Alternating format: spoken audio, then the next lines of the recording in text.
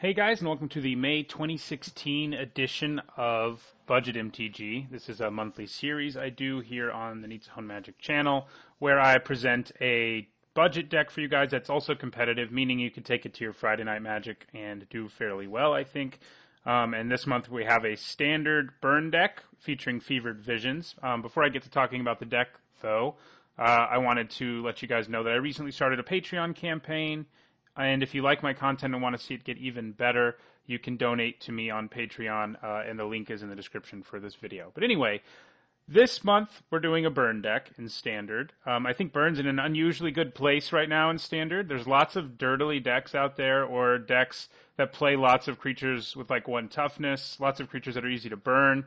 The ramp decks are strong and they're out there and they're slow. The Esper Walker's deck is slow.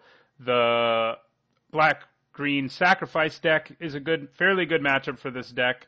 And so this deck has a good matchup against most decks. The thing it probably has the most trouble with, actually, is probably like a dedicated aggro deck. But right now, they don't make up a huge percentage of the game. And part of the reason a burn deck can be good right now is because a lot of those decks that are slow, the way they try to make themselves survive long enough to win is by playing board removal, board sweepers. And this deck runs, as you can see, 13 creatures. We're not that concerned about it. In fact, it's sometimes a tempo hit for them to like play a board sweeper to kill our 1 Storm Chaser Mage or whatever, and then we just, end up burning them on our turn. So I think that's a reason this deck's in a really good place. So I'll go ahead and talk about the specific card choices. Part of what makes burn good and be good in a certain format is if there's a way to continue to draw cards even after you sort of run out of gas, because burn can run out of gas very quickly. And so I'll start by talking about Fevered Visions, which is part of the namesake of the deck. It's a really sweet card for a burn deck, and it's basically the main reason we're blue-red, because it not only does it make sure we get to keep drawing cards, it also, against a lot of the dirtily decks I just mentioned, will do 2 damage to them every turn, which is relevant, especially if they sort of stabilize and I'm out of gas. If they're still taking 2 damage a turn from a passive source like Fevered Visions, that's a pretty big deal. So Fevered Visions is an important card in the deck. Make sure our hand stays loaded, and make sure that our opponent is taking a passive source of damage. But from there, we'll just talk about the other card choices. I mean, Fire Impulse is basically a staple in Standard. It kills Jace, it kills Zolaport Cutthroats, it kills a lot of creatures in the format, and I think that's an important thing that it can do.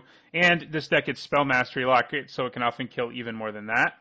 I have 4 Abbot of Carol Keeps. I'm happy to say, rather, that they've gotten cheap again, so they are good in budget decks for a while. They were quite expensive. This is another card that makes sure that we continue to draw, and it has nice synergy because it also has Prowess, and most of our deck, the spells in our deck will trigger Prowess, and it helps me draw cards. I have 2 Avacyn's Judgment main board. I have 2 more sideboard, more on that later. Basically, most of the time, it's just 2 damage divided as I choose, which is quite good against the Black-Green Aristocrats deck, and good against aggro decks too, actually. And the Madness does come up sometimes. I'm about to talk about a card that makes us discard, but sometimes I'm drawing so many cards off of, like if I have 2 Fevered Visions in play, there has been a game or 2 where I got to discard Avacyn's Judgment to reduce my hand size to 7, and it won me the game that way. So, and then there's also Tormenting Voice, which has Madness, which helps the Madness on Avacyn's Judgment. And it also is, again, a card that helps us draw cards, also sets up Spell Mastery, also good with, anything with Prowess. Then we have Twin Bolt, which most of the time is better than Avacyn's Judgment because it's an instant speed that does the same base thing that Avacyn's Judgment does. We can also dome our opponent with both Twin Bolt and Avacyn's Judgment, which is important. And we do that a fair amount of the time. We also have Storm Chaser Mage, another very good creature for the deck because it gives our opponent a clock, and it's a very fast clock once I start casting spells every turn. And the prowess on creatures matters even more when I'm drawing extra cards from stuff like Fevered Visions. I have 2 Sin Prodders main board. At one point I had 4 of them, but they're not amazing, I'll say. I did end up wanting to leave a couple in because they provide another source of passive damage. There's definitely been games where it won me the game because my opponent was at 2 or 3, and then I flipped a spell that costs 2 or 3, and that spell that happens to cost 2 or 3 also would have killed them, and so they're just in a terrible position. And the Menace is relevant if I can burn creatures out of the way. There are matchups where it gets sided out, though. Chandra, Fire of Kaladesh, the Flip Walker no one's playing, but is quite good in this deck. 3 mana for a 2/2.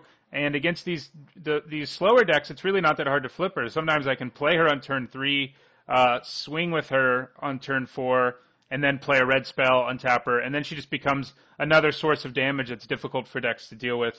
And she does a lot of damage over time, just by, after she transforms. And after, and the reason I run 3 instead of just 2 is because it doesn't hurt to have Chandra Roaring Flame and Chandra Fire of Kaladesh in play at the same time, because I can avoid ever flipping her if I want to. Exquisite Firecraft, another card that has come down, luckily, that's quite good for a deck like this. Gives us a way to kill a little beefier creatures, does more damage to our opponent, and the Spell Mastery fact that it can't be countered once I have Spell Mastery is not irrelevant either. I also have 4 Fiery Tempers, which that's the old, well, not the old school one, but the time-shifted one, but I'll show you the prettier art one. Fiery Temper. Again, it's a card with madness, so it works well with Tormenting Voice, or if my hand has too many cards. And at 3, it's not the worst burn spell ever either to do 3 damage. I mean, it's obviously not Lightning Bolt, but what is? And then, of course, Fevered Visions, which we already talked about. In terms of lands, I run 4 Shivan Reefs and the 4 Fumaroles. Sometimes the Fumaroles end up helping us win games as well. I run 4 Evolving Wilds, helps thin our deck out, helps us fix too, because we only run 9 blue sources if we don't run the Wilds. Talk about the sideboard too. Dispel's good against decks like Collected Company. It's a good card to have against control decks as well. Running Volley's good, basically in there for Dragon Lord Ojutai. It's also good against some other things, but that's the big thing.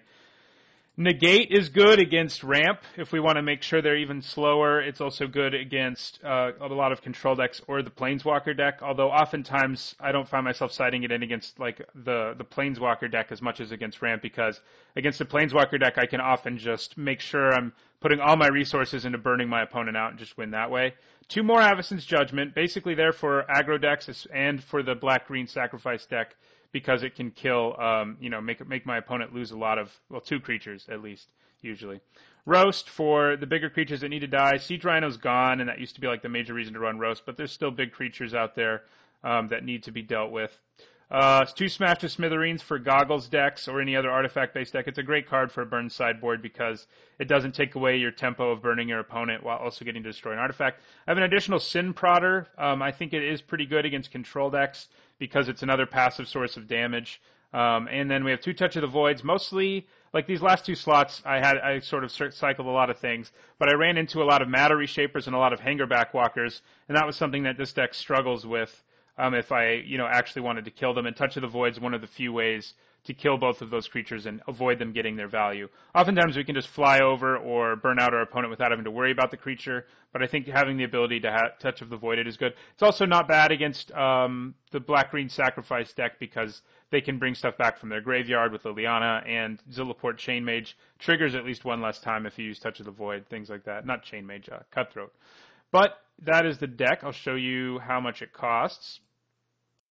Here is the whole deck, including the sideboard, and when I'm recording this, about a week and a half before you'll actually see it up on my channel, it is about 32 tickets.